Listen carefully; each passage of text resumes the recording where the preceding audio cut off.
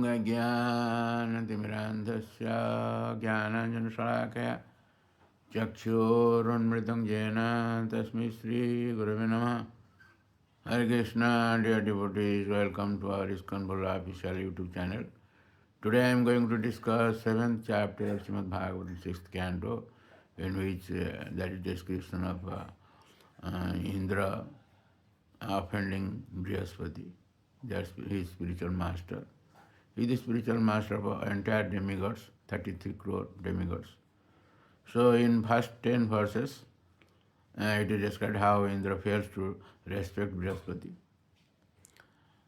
Indra, the king of heaven, committed an offense at the feet of his spiritual master Brihaspati. Brihaspati therefore left the demigods, who then had no priest.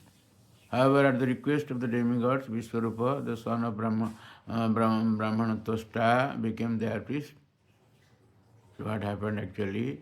That once upon a time, Indra, the king of the demigods, was sitting with his wife Sachidevi and being praised by various demigods like Siddhas, Charanas and Gandharvas. When Brihaspati, the spiritual master of the demigods, entered the assembly, Alakapuri, or the capital of demigods. And there, this is the news from that, the capital of heaven, and demigods, Indrapuri. And when came the spiritual master Brihaspati came, what happened? Indra, being too absorbed in material opulence, forgot himself and didn't respect Brihaspati, who thus became aware of Indra's pride in his material opulence and immediately disappeared from the assembly to teach him a lesson. Spiritual master, Jadada Acharati Sestas. Whatever they do, that is to be followed. The Brihaspati is like that.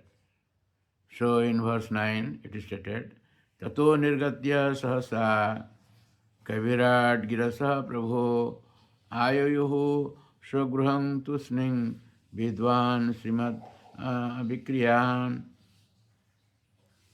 That means Brihaspati knew everything that would happen in the future. Seeing Indra's transgression of etiquette, he completely understood that Indra was puffed up by his material opulence. Although able to curse Indra, he didn't do so. Instead, he left the assembly and in silence returned to his home. So, in the purport, Siddhar Swami says, Sri Madena Ja Vikriya Tam Vidwan Janan. Srimada. If you have wealth, then you will be so much proud. Srimada. So by the Srimada, by that what one does, all sorts of nuisances, that is known to Brihaspati, the spiritual master, he teaches. So from 11 to 17, these 7 verses describe how Indra laments. He understood his mistake. Indra became most repentant, understanding that because of his opulence he had forgotten to respect his spiritual master. He left the palace to beg pardon from his spiritual master but couldn't find Brihaspati anywhere. he became incognito.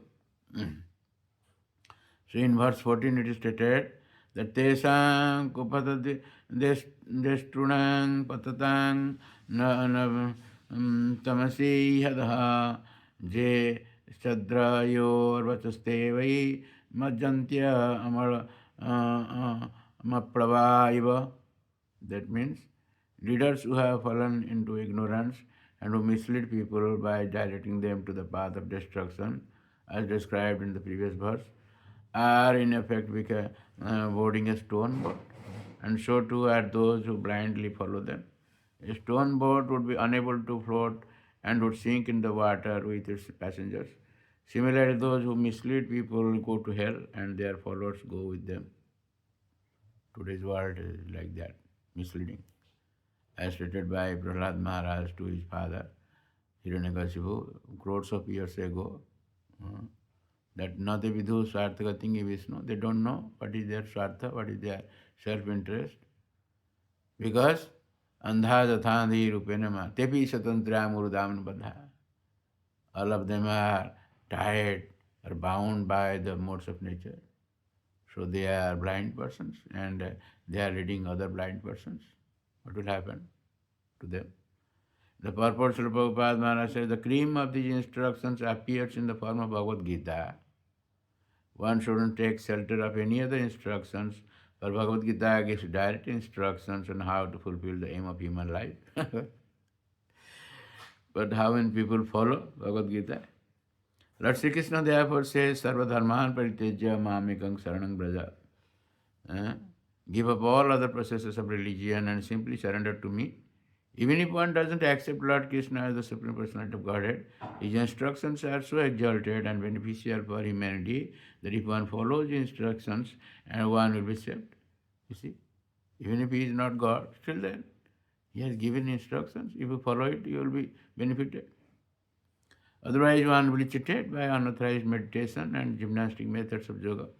Thus one will be board a boat of stone which will sink and down all its passengers.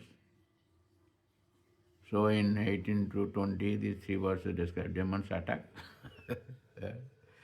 Because of his disrespectful behavior toward his spiritual master, Indra lost all his opulence and was conquered by the demons, who defeated the demigods in a great fight and occupied Indra's throne.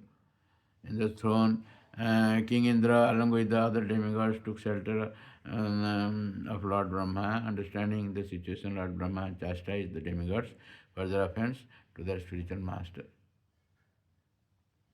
So in 21 to 25, these five verses describe how Brahma instructs those demigods.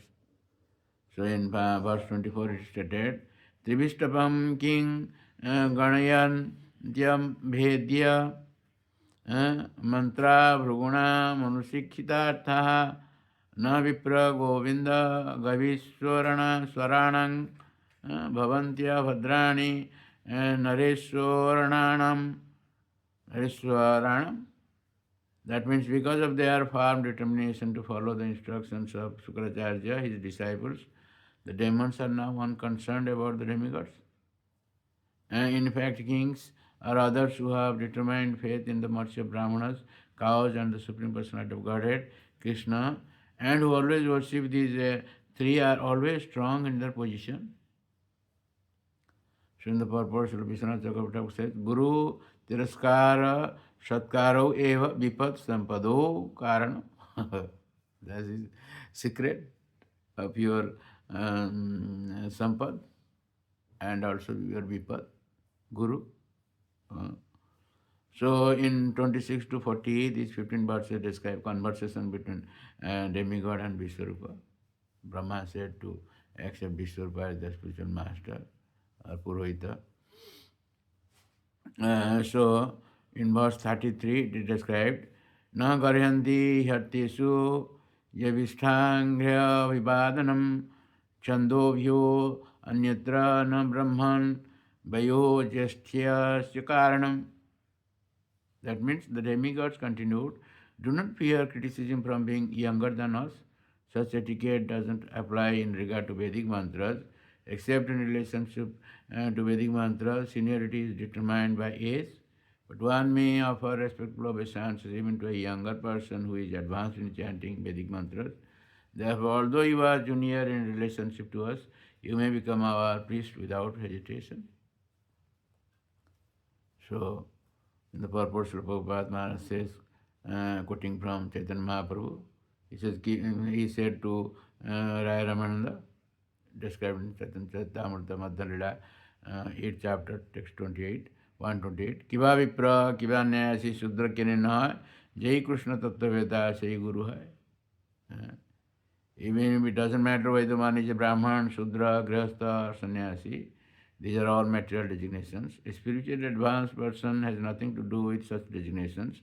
Therefore, if one is advanced in the science of Krishna consciousness, regardless of his position in human society, he may become a spiritual master. So in verse 36, it is stated, Akinchananang hi dhanang silonchanang teneha nirvartita sadhu sakriya kathang vigarhanu karobhya adhiswaraha poradhasang rushyati jena durmati. That means, O exalted governors of various planets, the true Brahmana who has no material possessions maintains himself by the profession of accepting Silonchana. In other words, he picks up grains left in the field and on the ground in the wholesale marketplace. By this means, household brahmanas who actually abide by the principles of austerity and penance, maintain themselves and their families, and perform all necessary pious activities. A brahmana who desires to achieve happiness by gaining wealth through professional priesthood must certainly have a very low mind. How shall I accept such priesthood? In the purport, Srila Prabhupada says, the conclusion is that although a brahmana may receive much opulence from his disciples, he should not utilize the rewards of his priesthood for his personal benefit. He must use them for the service of the Supreme Personality of Godhead. So then they performed yajnas under the priesthood of Vishwarapa and were able to conquer the demons. It will describe in the next chapters. So thank you very much for listening to this lecture, and please don't forget to subscribe, share and like our channel and get the blessings of the Lord. Hare Krishna, Krishna Krishna, Hare Hare, Hare Rama, Hare Rama.